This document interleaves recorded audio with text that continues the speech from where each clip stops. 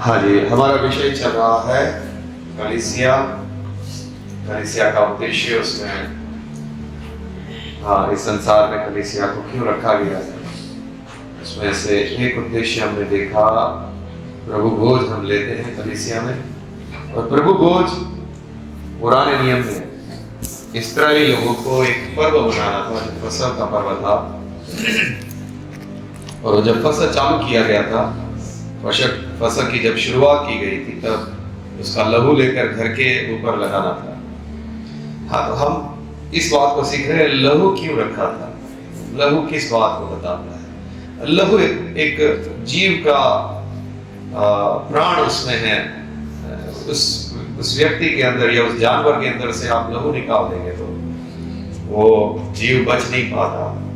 तो लहू के द्वारा एक व्यक्ति में, एक जीव में लहू में ही उसका प्राण, लहू निकल गया तो मर जाता है। तो लहू के द्वारा किसी के पापों का प्रायश्चित होता था।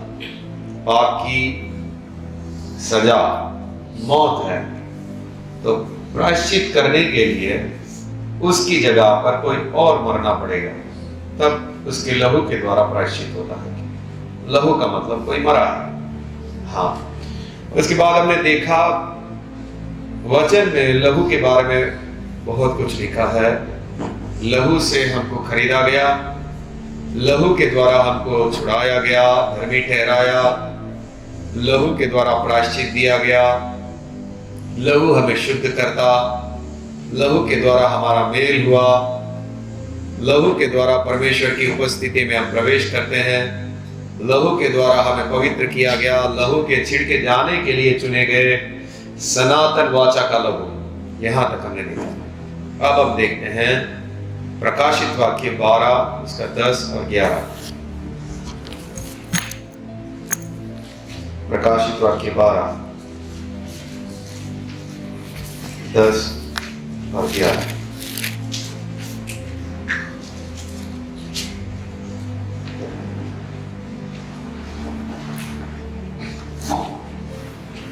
हाँ, फिर मैंने स्वर्ग से यह बड़ा शब्द आते हुए सुना, अब हमारे परमेश्वर का उद्धार और सामर्थ और राज्य और उसके मसीह का अधिकार प्रकट हुआ है, क्योंकि हमारे भाइयों पर दोष लगाने वाला, जो रात दिन हमारे परमेश्वर के सामने उन पर दोष लगाया करता था, गिरा दिया गया है। हाँ, दोष लगाने वाला गिराया गया है। आगे, वे मेमने के लहू के कारण और अपनी गवाही के वचन के कारण उस पर जयवंत हुए। जयवंत कैसे हुए? शैतान के ऊपर जयवंत कैसे हुए? मेमने के लहू के कारण। हाँ, और अपनी गवाही के वचन के कारण। ओके, लहू के कारण शैतान के ऊपर जयवंत हुए। हाँ, दोष लगाने वाला शैतान के ऊपर लहू के कारण जयवंत हुए। कैसे हम लहू के द्वारा शैतान के ऊपर जयवंत होते हैं? कैसे, क्या करते हैं? कोई सोचता है ऐसा लहू लेंगे और उसके ऊपर छिड़केंगे। वो भूत की पिक्चर में होता है, उसके ऊपर छिड़का लहू तो भूत चिल्लाने लगा, ऐसा होता है। हाँ, लहू के द्वारा जयवंत हुए। दो सिंह लेके आया, मैं तुझे खा जाऊंगा, तुझे मार दूंगा, और मैंने निकाला बोतल यीशु के लहू का और उसमें से हाथ में लिया और उसके ऊपर मारा तो भस्म हो गया। हाँ, कैसे जयवंत हुए? लहू के द्वारा शैतान के ऊपर हम कैसे जयवंत होते हैं? और शैतान करता क्या है? यहां पे लिखा है दोष लगाने वाला। दोष लगाने वाला शैतान के ऊपर हम लहू के द्वारा जयवंत होते हैं। कैसे? इसमें से किसी को कोई आइडिया? कैसे हम लहू के द्वारा जयवंत होते हैं?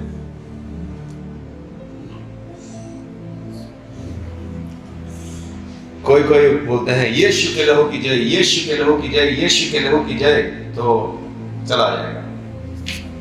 ऐसा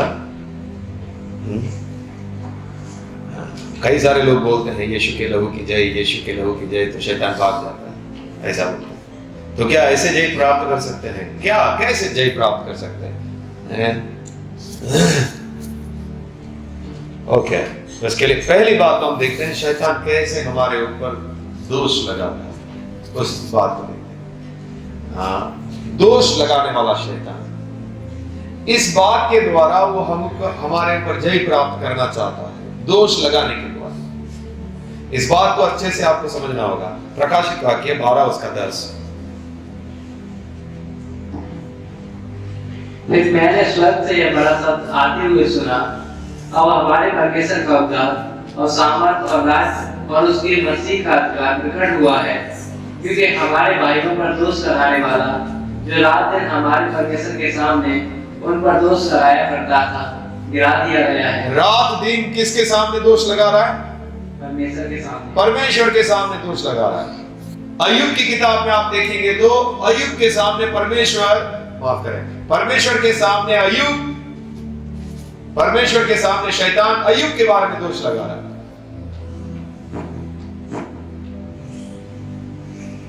शैतान घूमते घूमते परमेश्वर के पास जाता है और वहां पे अय्यूब के बारे में बातचीत हो रही है। उसके बारे में देखते हैं अय्यूब की किताब 1 उसका 6 से 12।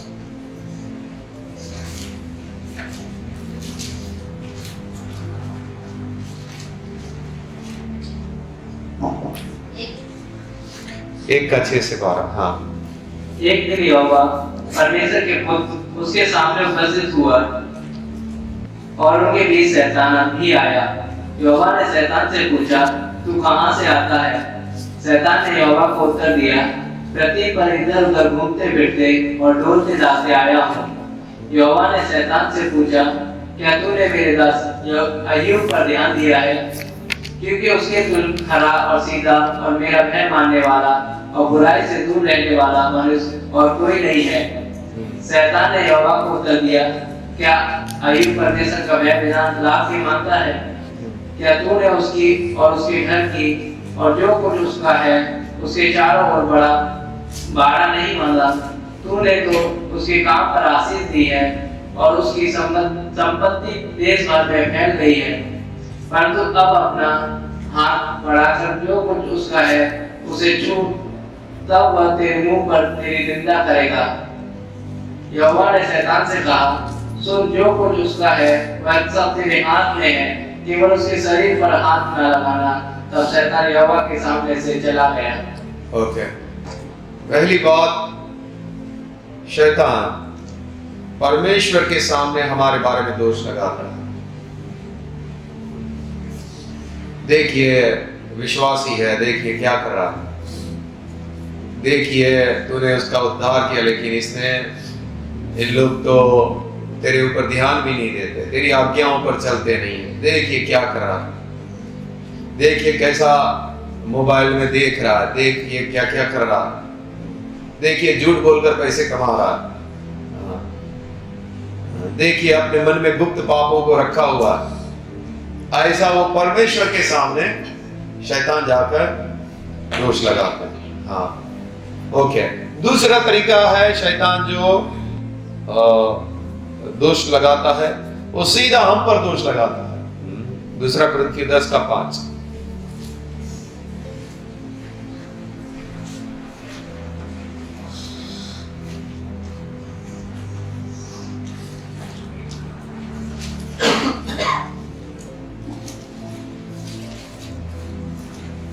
इसीलिए हम कल्पनाओं का और हर एक ऊंची बात का जो परमेश्वर की पहचान के विरोध में उठती है खंडन करते हैं और हर एक भावना को खेद करके मसीह का आज्ञाकारी बना देते हैं। यहाँ पे विचारों को खंडन करना, यानी विचार भेजेगा शैतान सीधा हमारे के ऊपर दोष लगाने के लिए। तूने तो अभी अभी ये पाप किया था तो तू प्रार्थना नहीं कर सकता, तू ऐसा नहीं कर सकता। सीधा हमारे विचारों में कार्य करेगा। तीसरा तरीका, वो लोगों के द्वारा हमारे ऊपर दोष लगाने की कोशिश करेगा, लोगों का इस्तेमाल करेगा दोष लगाने के लिए। अय्यूब की किताब उसका 2 का 9।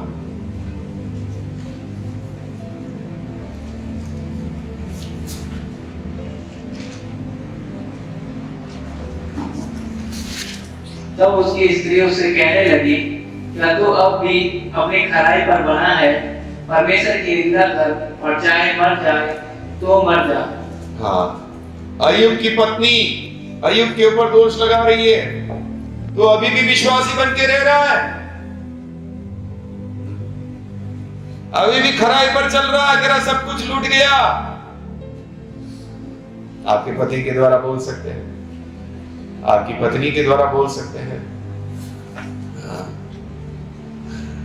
देखिए मत्ती की किताब 5 उसका 11।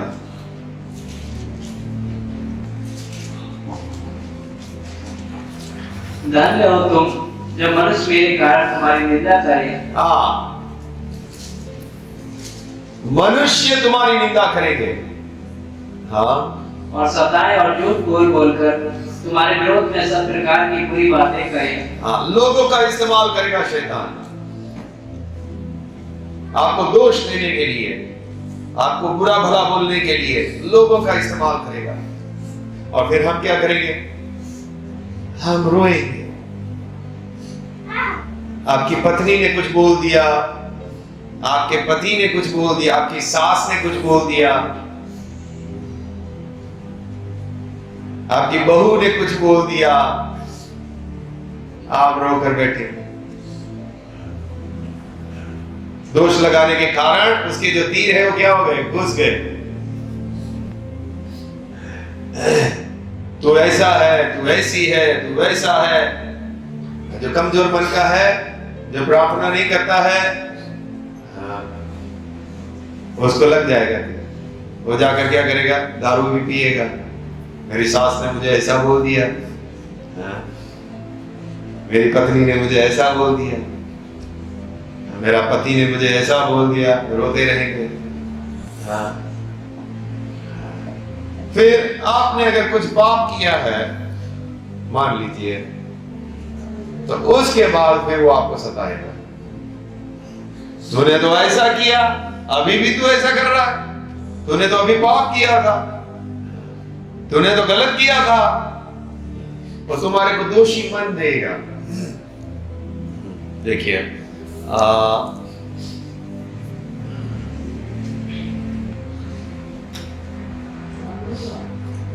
जैसे पतरस ने इनकार किया प्रभु का,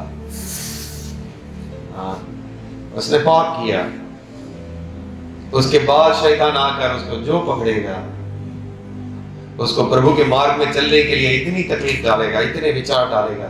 तू तो पापी है, तू तो इनकार करने वाला है, तू तो धोखेबाज है, तू कैसे प्रभु के मार्ग में चल सकता है? वो पकड़ेगा आपका विचार। आपने पाप किया है, आपने पश्चाताप कर लिया, लेकिन फिर भी आपको आके आपको तकलीफ देगा। तू तो पापी व्यक्ति है, तूने तो प्रभु को धोखा दिया, तूने ऐसा किया। दोष लगाएगा, लोगों के द्वारा तुमको दोष लगाएगा। अपने खुद के आपको जांचना है। आपका पति कुछ बोल रहा है तो आपको मालूम पड़ना चाहिए ये जरूर शैतान बात कर रहा है। हर बात में आपने सच में कुछ गलत किया है और वो बोल रही है या बोल रहा है, तब नहीं की बात नहीं है।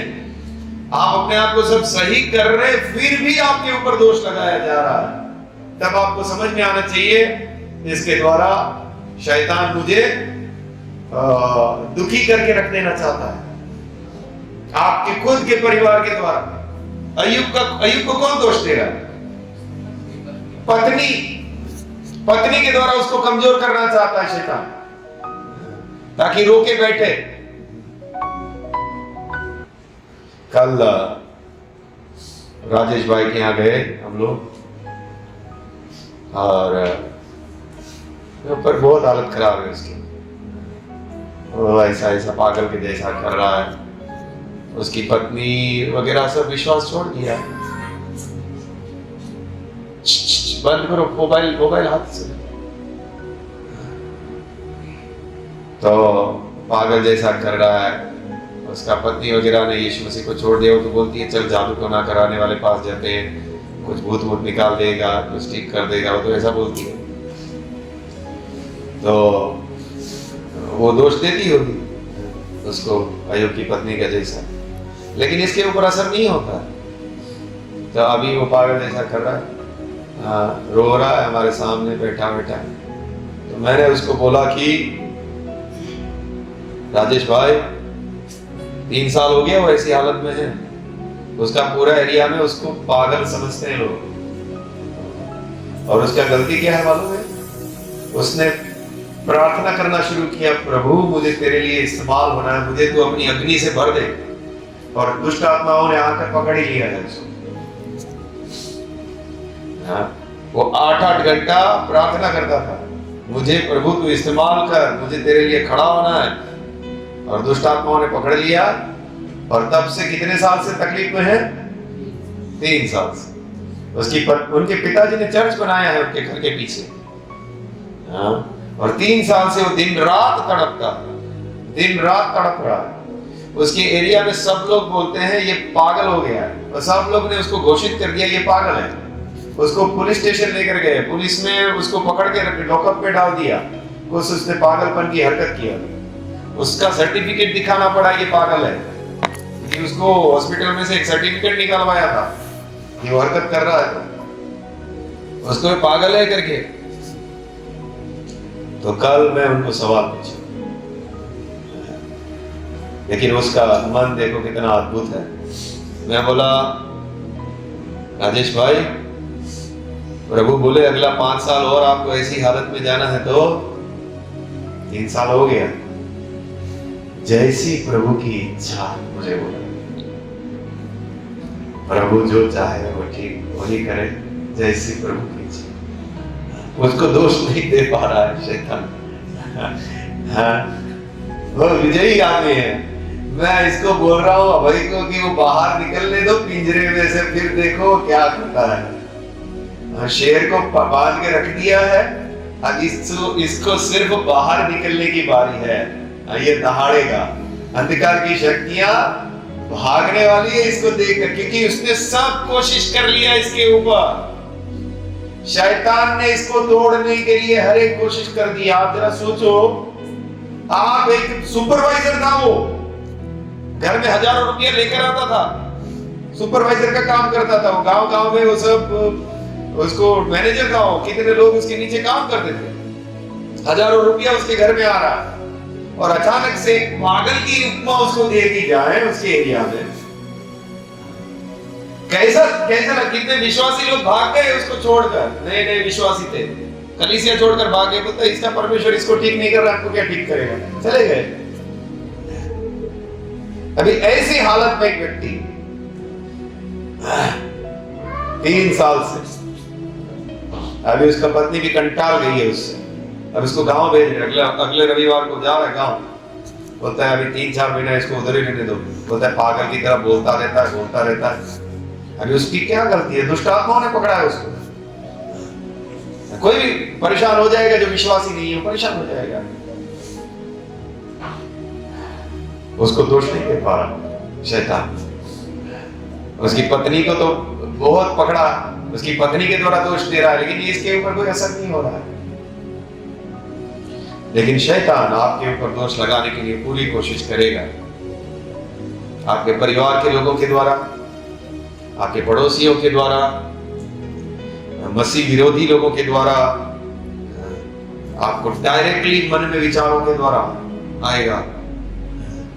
तूने तो पाप किया है, तू थोड़ी ना शुद्ध है, तू प्रभु का काम थोड़ी ना कर सकता है, ये तेरे योग्य, तू इसके योग्य नहीं है, तू तो पापी है, ऐसा करके विचार डालेगा।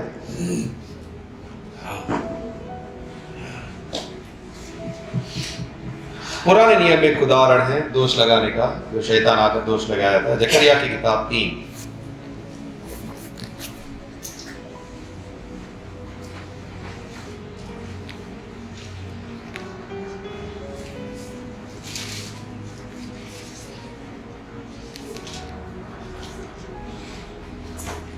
जकरिया उसका 3 उसका 1 से पढ़े। फिर उसने यूसुफ महायाजक को यहोवा के दूत के सामने खड़ा हुआ मुझे दिखाया, और शैतान उसकी गाड़ी। यहोशू महायाजक को यहोवा के दूत के सामने खड़ा हुआ है। हाँ, मुझे दिखाया और शैतान उसकी दाहिनी ओर उसका विरोध करने को खड़ा था। शैतान यहोशू नाम का महायाजक है, उसकी दाहिनी ओर खड़ा है और क्या कर रहा है? आगे। तब यहोवा ने शैतान से कहा, हे शैतान, यहोवा तुझको भुड़के। हाँ, ये क्या बात है? यहोवा शैतान से बोल रहा है, यहोवा तुझे धड़के, मतलब सबसे पहली बात तो वापस पढ़िए शुरू से। फिर उसने यहोशू महायाजक को यहोवा के दूत के सामने खड़ा हुआ मुझे दिखाया। एक मिनट, यहोशू महायाजक किसके सामने खड़ा है? यहोवा के दूत के सामने। हाँ, फिर दूसरी आयत में क्या लिखा है? तब यहोवा ने शैतान से कहा, हे शैतान, यहोवा तुझको भुड़के। पहली आयत में क्या लिखा है? कौन खड़ा है? दूत, यहोवा के दूत। और दूसरी आयत में क्या बोल रहा है? कौन बोल रहा है? तब यहोवा ने शैतान से कहा। यहोवा ने शैतान से कहा। खड़ा कौन है? दूत खड़ा, यहोवा का दूत खड़ा है। हाँ, लेकिन अभी बोल रहा है कि यहोवा बात कर रहा है, यहोवा बोल रहा है, यहोवा तुझे डांटे। तो ये यहोवा कौन है? ये जो दूत है, जिसको यहोवा बोला गया है, दूत को यहोवा बोल रहे हैं, परमेश्वर का दूत को यहोवा बोल रहे हैं। तो ये दूत कौन है जिसको यहोवा बोल रहे हैं? कौन है? हाँ? ये दूत कौन हो सकता है? एक यहोवा स्वर्ग में है, वहां से ये दूत आया है, और ये दूत जो आया है उसको भी यहोवा बोल रहा है, और ये यहोवा बोलता है, यहोवा तुझे डांटे। तो ये कौन सा वाला यहोवा डांटेगा? जो स्वर्ग में है। तो ये यहोवा कौन है? हाँ, जो यहोशू के पास खड़ा है, वो यहोवा कौन है? यीशु मसीह है, जो धरती पर आने से पहले का है। हाँ, यहाँ पे बात क्या है वो देखते हैं। ओके, यहोशू नाम का महायाजक है, उसके बाजू में यहोवा का दूत खड़ा है, और उस दूत को भी यहोवा बोला गया है, और यहोवा का दूत बोलता है, यहोवा तुझे डांटे। हाँ, फिर यहोवा जो यरूशलेम को अपना लेता है, वही तुझे भुड़के। क्या यह आग से निकली हुई लुट्टी सी नहीं है? हाँ, उस समय यहोशू तो दूत के सामने बेला वस्त्र पहने हुए खड़ा था। हाँ, दोष लगाने का कारण क्या है? हाँ, दोष लगाने का कारण क्या है? तीसरी आयत में क्या लिखा? उस समय यहोशू तो दूत के सामने बेला वस्त्र पहने हुए खड़ा था। दोष लगाने का कारण क्या है? मैला वस्त्र। मैला वस्त्र मतलब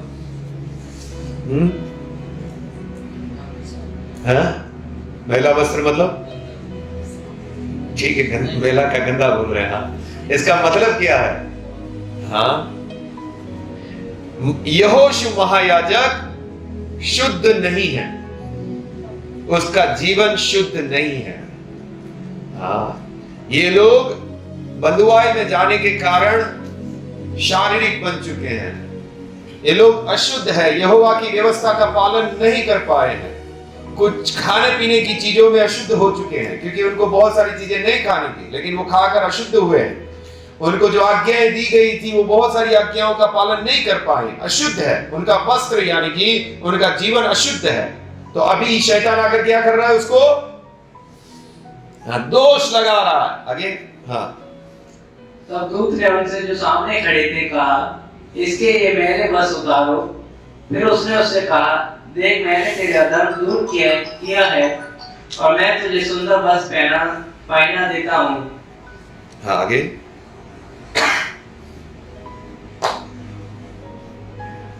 आगे 5वीं आयत।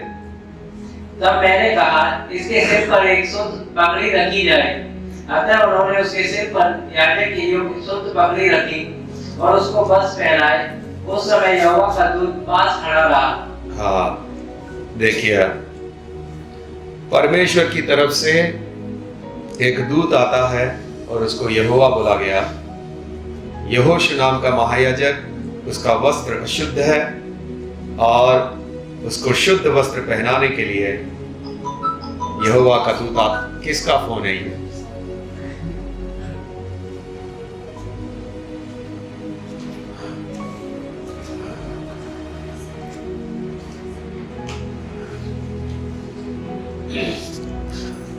परमेश्वर का दूत महायाजक के लिए वकील बनकर आता है। और ये वकील कौन है? यीशु मसीह है, जो नए नियम का भी वकील है, जो दोष लगाता है कि इसने गलत किया है, इसने गलत किया है। लेकिन प्रभु यीशु मसीह शैतान को बोलते हैं कि परमेश्वर तुझे डांटे, और उसको सुंदर वस्त्र पहना दिया जाता है। ओके, इसी प्रकार हम लोगों के साथ भी नए नियम में होता है। शैतान जब हमारे ऊपर दोष लगाने आता है तब हम क्या करना चाहिए, उसको हम देखते हैं। जब शैतान हमारे पास हमारे ऊपर दोष लगाने आता है तब हम क्या करें? पहला पत्रस 5 उसका 8 और 9।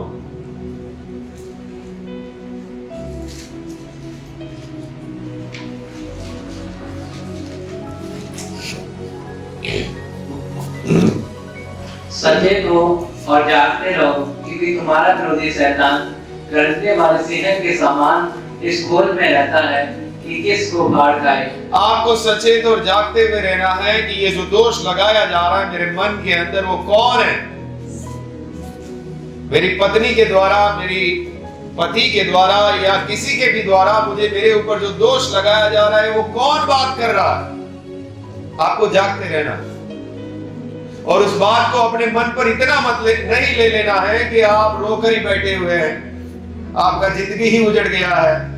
असल में वो कौन था जो आकर दोष लगा कर गया? शैतान था। आपको दुखी करके चला गया, आपको तोड़ फोड़ के चला गया, वो शैतान था। आपको ये जागते रहना है कि ये कौन कर रहा। कई बार मैंने देखा है किसी ना किसी के द्वारा मेरे को थप्पड़ मारा, ऐसा लगता है आत्मा में। ऐसा शब्द बोल देगा ना, मुझे समझ में आ जाएगा शैतान था भाई, मुझे मार के गया, ऐसा तीर मार के गया कि मेरा दिमाग हिल जाए। कितनी बार हुआ ऐसा? कितना विश्वासियों के द्वारा बातचीत ऐसा किया। लेकिन आपको ध्यान रखना है कि आपको समझना है कौन बात कर रहा है। आप झगड़ा करने मत जाओ उससे, क्योंकि उसको समझ नहीं आ रहा है कि वो कौन बात कर रहा है। आप प्रार्थना करो, प्रभु शैतान ने मेरे पर वार किया है, मुझे सहने के लिए सहायता कर, इसके द्वारा मेरे को कुछ तकलीफ ना हो, मैं गुस्सा ना हो, मुझे तू सहायता कर। और आप सीधा चाहिए तो किसी को फोन करो जो आपको लगता है कि आपको प्रार्थना करके सहायता कर सकते हैं, उनको फोन करो, उनको बोलो मेरे लिए प्रार्थना करो, ऐसा ऐसा मेरे साथ हुआ है। दूसरा याकूब 4 का 7।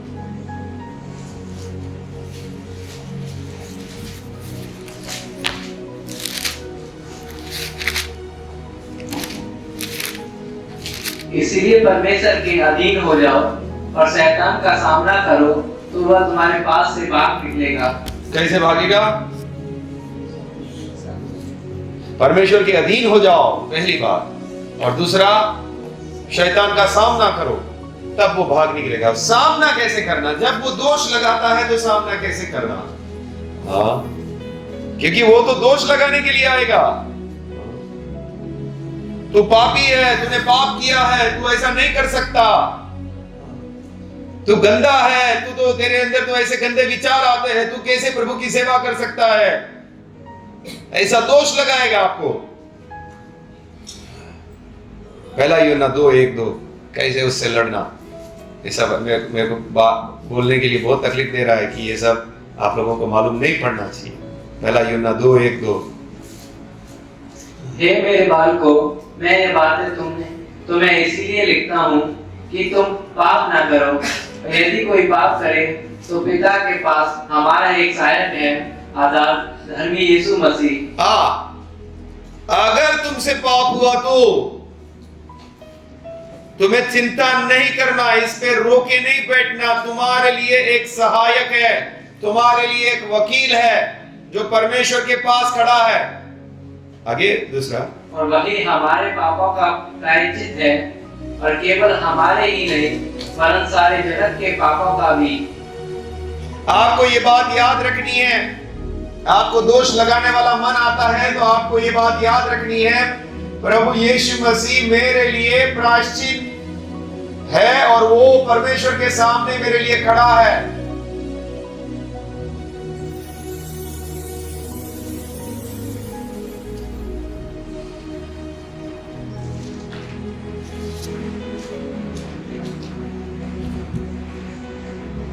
शैतान का सामना कैसे करना जब वो दोष लगाता है?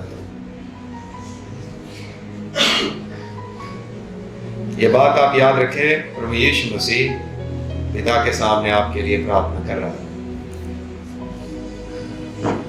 आपको अपने आप को दोषी करके रखने की जरूरत नहीं है, ऐसी स्थिति में रहने की जरूरत नहीं है। प्रभु यीशु मसीह वहां पे खड़ा है। जैसे यहोशू महायाजक का अधर्म क्षमा किया, उनको सुंदर वस्त्र पहना, लेकिन आपको क्या करना? अगर आपसे कुछ गलती हो गई, मान लो अगर आपसे कुछ गलती हो गई, तो आपको सीधा अपने पापों को कबूल करना, सीधा आपको प्रभु के सामने क्षमा मांगनी। पहला यूहन्ना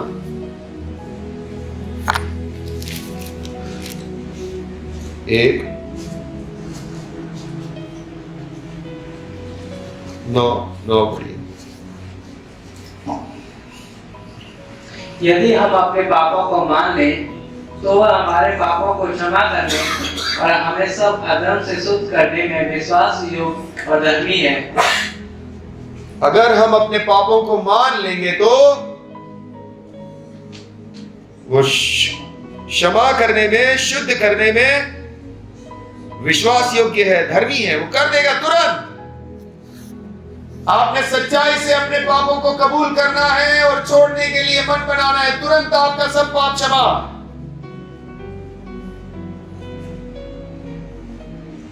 अगर आपका मन दोषी दे रहा है आपको, तू तो इतना पीकर आकर बैठा हुआ है, तो तुम बोल सकता है प्रभु मेरे लिए प्रार्थना कर रहा, मुझे कोई चीज रोक नहीं सकती प्रभु मैं आगे बढ़ने से, मैं आगे बढ़ूंगा, मैं प्रार्थना में भी आगे बढ़ूंगा। दोष लगाने वाला आपको शैतान मन में दोष दे रहा है, तो आपको ये याद करना है, मेरा पाप क्षमा कर दिया, मैंने कबूल किया है, पाप हट गया, वो मेरे लिए प्रार्थना भी कर रहा है प्रभु यीशु मसीह, मुझे शुद्ध वस्त्र पहना दिया।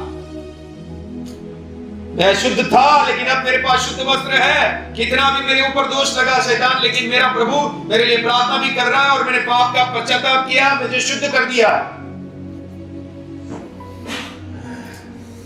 रोमियो की किताब उसका 8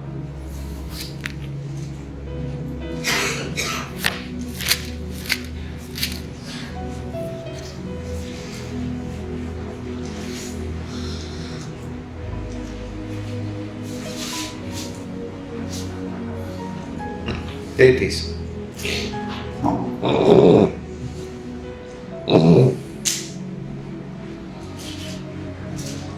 परमेश्वर के चुने हुओं पर दोष कौन लगाएगा?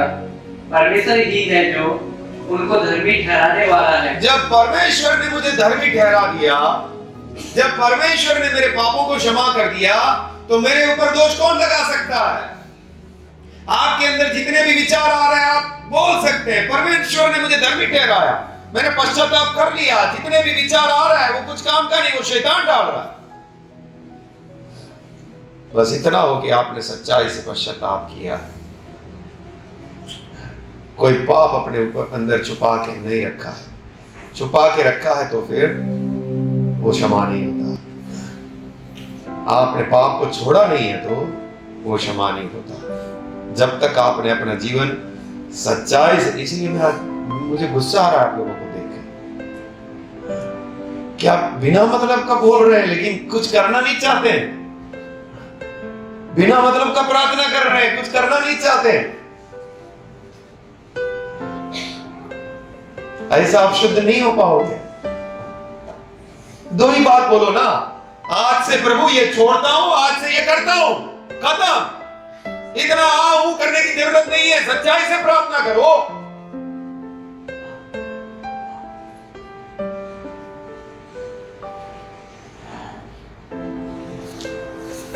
आज से मैं गंभीरता से ये काम करना चाहता हूं, आज से मैं गंभीरता से खड़ा होना चाहता हूं, आज से मैं ये संसारिक बातों को छोड़ना चाहता हूं। प्रभु सहायता कर, और आज मैं ये सब चीजों को हटाता हूं। ऐसी प्रार्थना नहीं करनी, ऐसी नहीं करनी प्रार्थना। वो कैसेट बजानी है, स्विच चालू किया, आ प्रभु मदद कर, आ प्रभु ये पाप क्षमा कर, वो स्विच दबा दी, बस वो नाटक चलेगा, फिर बंद। वापस अगले संडे आएंगे, वापस वो स्विच दबाएंगे, वापस वो नाटक चलेगा, वापस बंद। फैसला नहीं लेना है, ठीक नहीं होना है, वो कैसेट चलानी है। हमको लगना भी चाहिए हम धर्मी लोग हैं, प्रभु में आते हैं, बात करते हैं, लगना चाहिए।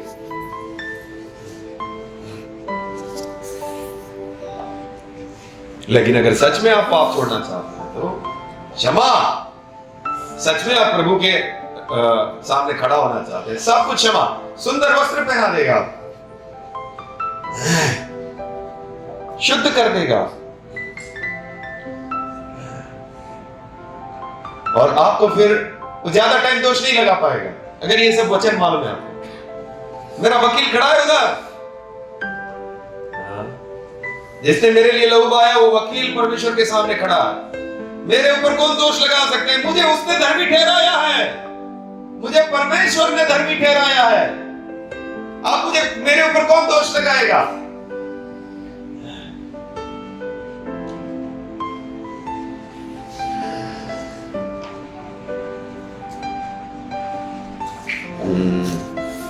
इब्रानियों 7:25।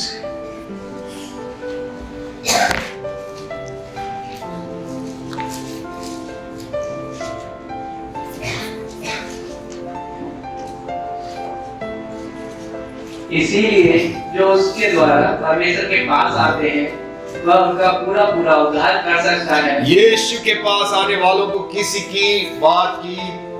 भी बात से डरने की जरूरत नहीं है। वो उद्धार कर देगा आपका, बस वो जो बोलता है वो आप करो।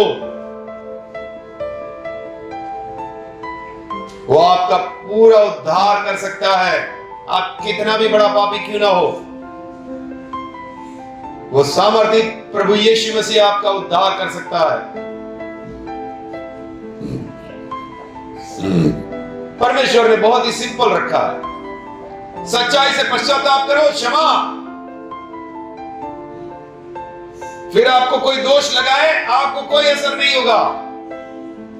आपको अगर ज्ञान है, आपकी पत्नी कुछ भी बोले, आपको कुछ असर नहीं होगा। आपको मालूम है आप धर्मी हैं, आपको मालूम है आपने सच्चाई से पश्चाताप किया है, आपको मालूम है मेरे लिए वकील खड़ा है। पड़ोसी दोष लगाए, घर के कोई दोष लगाए, असर नहीं होगा।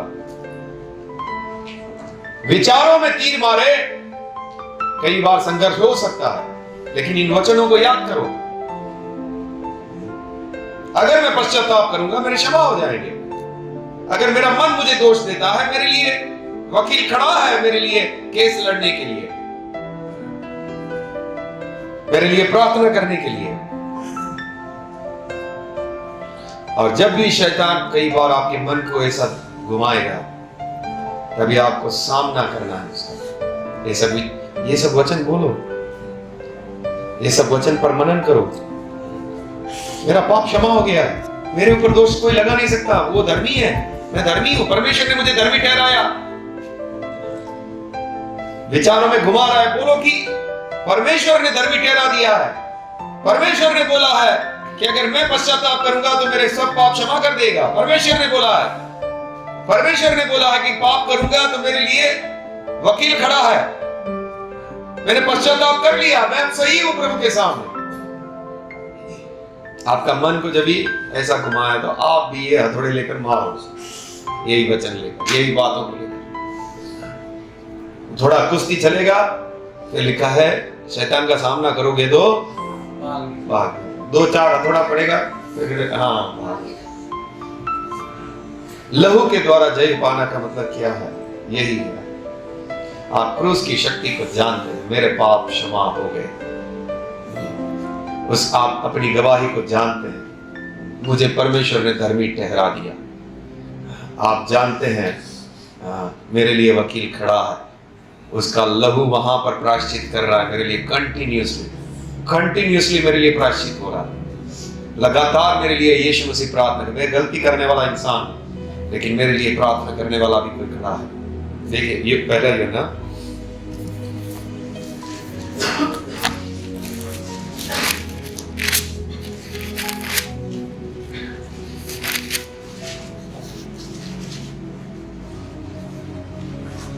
एक का साथ।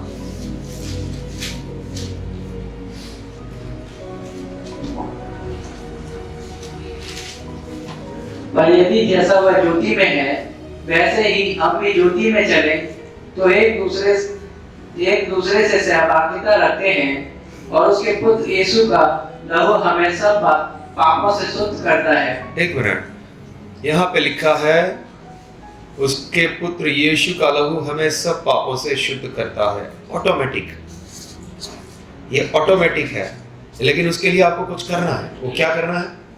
ऑटोमेटिक आपका पापों को शुद्ध किया जाता है, लेकिन आपको क्या करना है? हाँ, वापस पढ़िए। पर यदि जैसा वह ज्योति में है वैसे ही हम भी ज्योति में चले। आपको इतना करना है, आपका पापों के लिए ऑटोमेटिक आपके पाप क्षमा होंगे। आपको अंधकार में नहीं चलना है, आपको ज्योति में चलना है। और आप जैसे ही ज्योति में चलेंगे, सच्चाई पर चलेंगे, आप अपने पापों को कबूल करेंगे, ऑटोमेटिक शुद्ध होता जाएगा। लेकिन अगर आप पापों को छुपाते हैं, आप पापों को कबूल करना नहीं चाहते हैं, फिर आपका मन कठोर होना चालू हो जाता है। आप शुद्ध नहीं हो पाते। आपके वस्त्र कैसे होते जाते हैं? मेले मेले मेले मेले मेल, फिर इतना ज्यादा बढ़ जाएगा। अभी आप लोगों का मेल पता नहीं कैसे निकलेगा। आपका मेल इतना ज्यादा हो जाएगा, फिर उसको निकालना मुश्किल हो जाएगा। लेकिन अगर आप ज्योति में चलते हैं, आप सच्चाई में चलते हैं, आपने पाप किया, आप कबूल करते हैं, मैंने किया है प्रभु, मेरे से ये गलती हुआ है प्रभु, ऑटोमेटिक आपको क्षमा मिलता है। क्योंकि आप सच्चाई में चल रहे हैं, आप पाप छुपा नहीं रहे, आप गलतियों को छुपा नहीं रहे, आप अंधकार में नहीं चल रहे, आप सत्य में चल रहे हैं, आप वचन में चल रहे हैं, आप आज्ञाओं में चल रहे हैं। ऑटोमेटिक आपके पाप भी क्षमा होते जाएंगे। अगर आप जैसा वो ज्योति में है, हम भी ज्योति में चले, तब एक दूसरे से सहभागिता यानी संबंध है हमारा परमेश्वर के साथ में, और उसके पुत्र यीशु का लहू हमें सब पापों से शुद्ध करता है। ज्योति में चलते समय आपसे जो भी गलतियां हो रही है, वो सब को क्या करते रहता है? वो शुद्ध करते रहता है। लेकिन शर्त यही है, आपको सच्चाई में चलना है, वचन में चलना है। पाप किया तो उसके लिए आपको कबूल करना है, ये मेरे से हो रहा है प्रभु, मेरे को इसमें सहायता कर प्रभु। आपकी प्रार्थनाएं भी उसी प्रकार है प्रभु, मेरे अंदर ये गलतियां हैं प्रभु, मुझे इसमें से निकलना है प्रभु।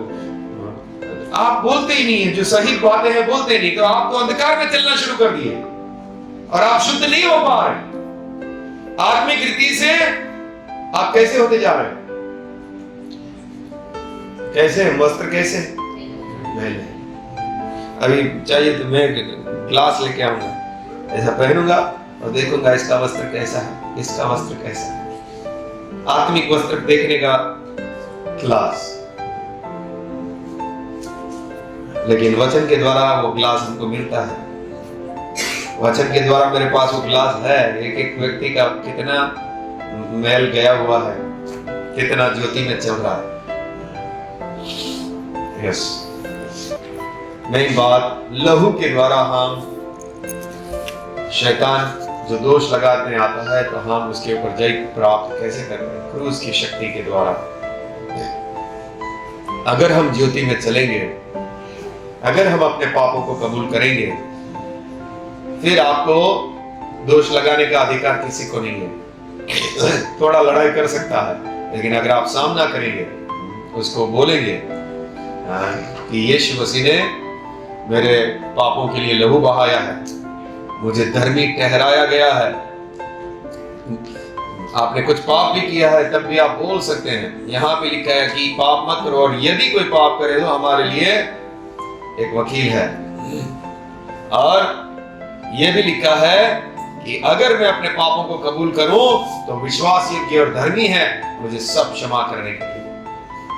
थोड़ा समय तो वो लड़ाई करेगा, लेकिन उसको भाग के जाना पड़ेगा।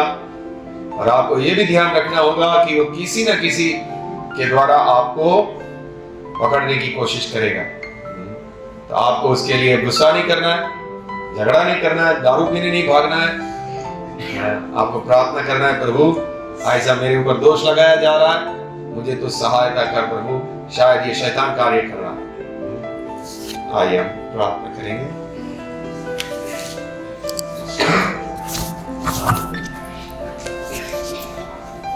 कितने लोगों को तो रोका